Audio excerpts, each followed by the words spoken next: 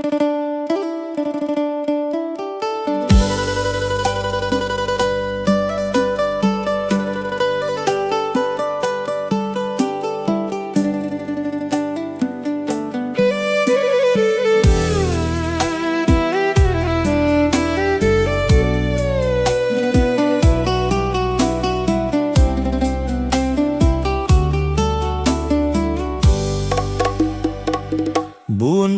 ឆ្នាំមុន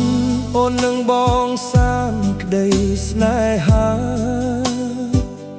ដើរលេងកំសាន្តគ្រប់អាត្មាមានអូនក្បែរកាយធ្លាប់ដប់ជិះម៉ូតូឆ្លងកាត់វាលស្រែឆ្ងាយអូនអោបចង់កេះបងពីក្រោយនិយាយពាក្យស្មោះស្ម័គ្រតែព្រំលិខិតឲ្យបងបែកតោការងារទៅខេត្តឆ្ងាយពីឃ្លាតពន្លក់ឆ្ងាយពីទ្រូងអូនស្រាប់តែពេលនេះដំណឹងអាក្រក់មកដល់សូនម្ដាយអូនបងខំឲ្យញួលអងរៀបការចោលបងប្រាក់ខែបងតិចគ្មានប្រាក់បណ្ណាការជូនម៉ែគ្មានលុយរៀបការថែស្នេហ៍ដូចចិត្តបំណងអូនត្រូវបងខំចិត្តរៀបការចោលបងយប់ឡើងកន្លងបងអង្គុយបងហូរទឹកភ្នែកនឹកអនុស្សាវរីយ៍ធ្លាប់កំសាន្តកាលពីមុនយប់នេះស្រណោះទុនជុំគង់យំស្ទើរធ្លាយទ្រូងខ្យល់ត្រជាក់បក់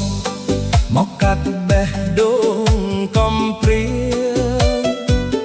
ឃើញរោងការគេនាំអូនឃ្លាតឆ្ងាយពីរងវងដៃសំពះអង្វរមេគុំតនអើលភ្លឺអីទុកពេលឲ្យខ្ញុំស្រមៃនឹកស្រីចុងក្រោយ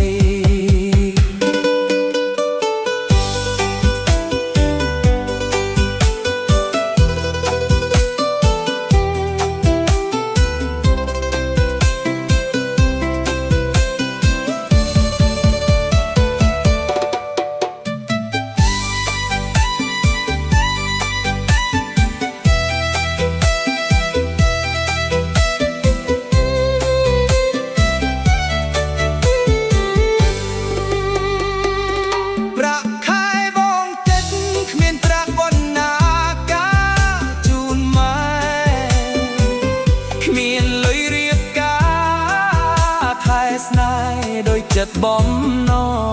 ងអូនត្រូវបងខំចិត្តរៀបការចោលប